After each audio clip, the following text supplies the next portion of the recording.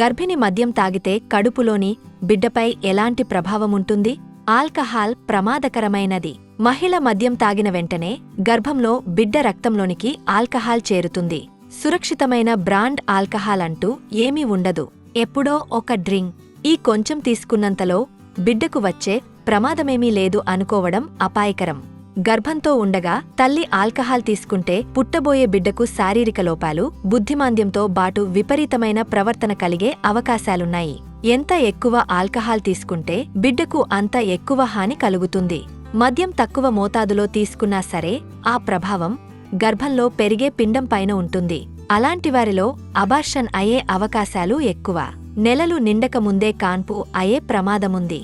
Alcohol తీసుకునే మహిళలకు పుట్టే బిడ్డలు బరువు తక్కువగా ఉంటారు. ఇలాంటి మరిన్ని విషయాలు తెలుసుకోవడానికి